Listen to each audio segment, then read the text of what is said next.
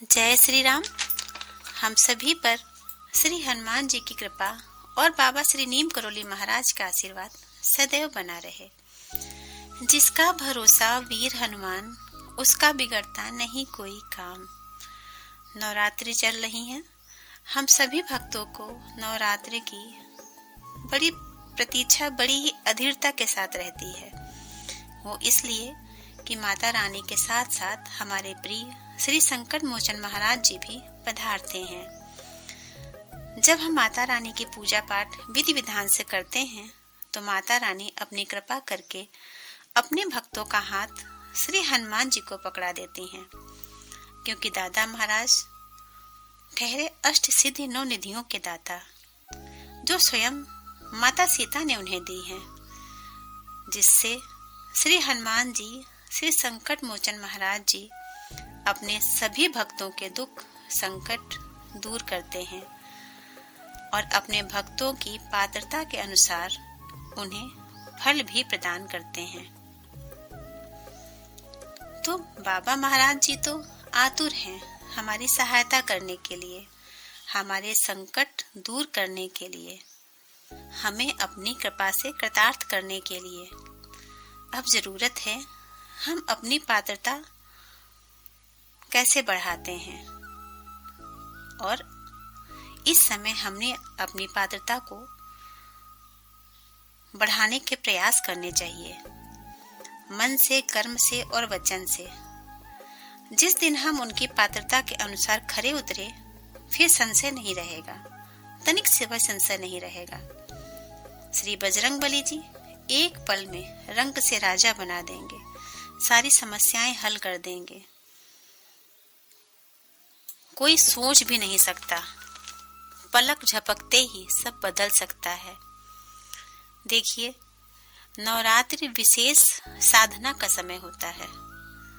आप कोई भी संकल्प नवरात्रि के दिन में लेते हैं तो आपको कई गुना फल मिलता है। माता रानी और श्री हनुमान जी से हमारा संबंध पुत्र अथवा पुत्री का होता है। माता रानी तो जगत माता हैं और श्री बजरंगबली जी जो हमने संबंध बनाया है, वो चाहे पिता का है, भाई का है या मित्र का है। ये सभी संबंध ऐसे हैं जिनमें रूठने मनाने का कोई चांस नहीं होता। जो आपने पुत्र से या पुत्री से या बहन से या भाई से किसी प्रकार की रुष्टता का तो कोई सवाल ही नहीं उठता। कभी कभी ऐसा होता है अनजाने में या जानबूझकर भी, कई बार ऐसा होता है कि हमसे कोई अपराध बन जाता है, उसको हम कह नहीं पाते और मन ही मन उसमें चिंतित रहते हैं कि हमसे ये अपराध हो गया है, शायद अब भगवान जी हम पे कृपा नहीं करेंगे। परंतु ये जो हमारे संबंध हैं, ये संबंध ऐसे हैं, इसमें रुष्टता का तो कोई सवाल ही नहीं उठता। तो अगर यदि आपसे भी कुछ अपराध बना है तो उसका पश्चाताप करके माता रानी और श्री हनुमान जी से प्रार्थना करें और अपने अपराध का क्षमा मांगे। तत्पश्चात अपने कर्म में लग जाएं, सफलता अवश्य ही मिलेगी।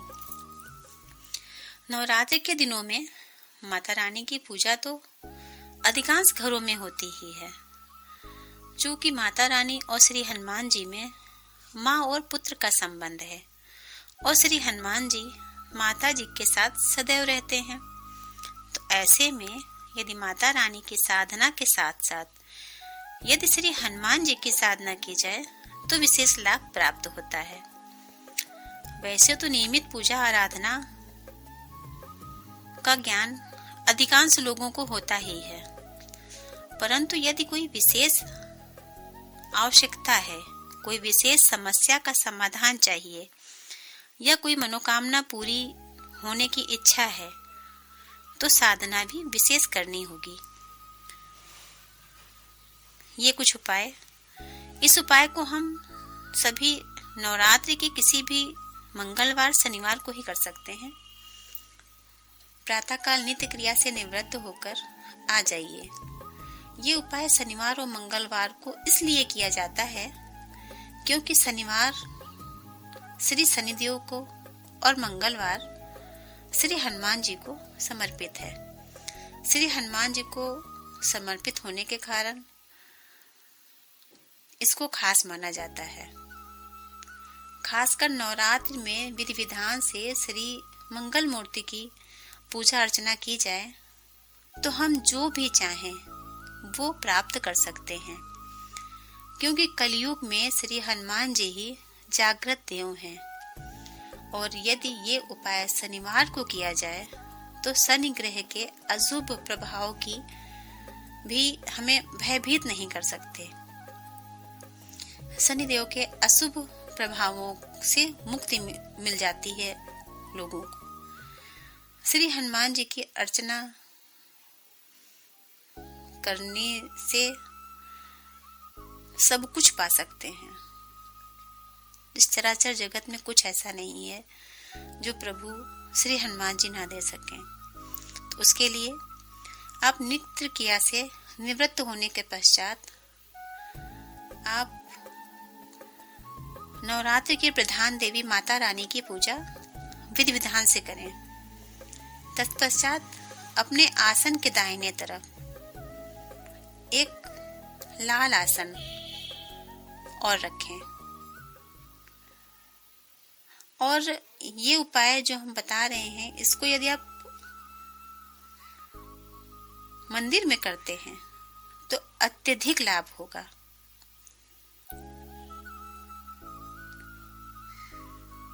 अति उत्तम रहेगा।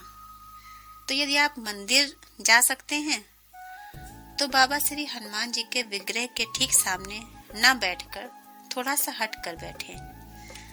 अब अपने आसन के सामने दाहिनी तरफ एक लाल आसन भगवान श्री बजरंग बली को दें। लाल गुलाब के फूल अर्पित करें और उस आसन पे आप ऐसा मानसिक माने कि यहाँ पे श्री हनुमान जी आपके सामने ही विराजमान है, आपके पास में ही विराजमान है।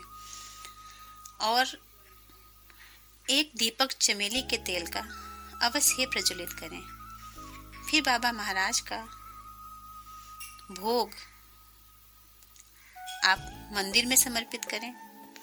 अगर आप स्वयं लगा सकते हैं तो बाबा के सामने भोग लगाएं, अन्यथा पंडित जी को दे दें।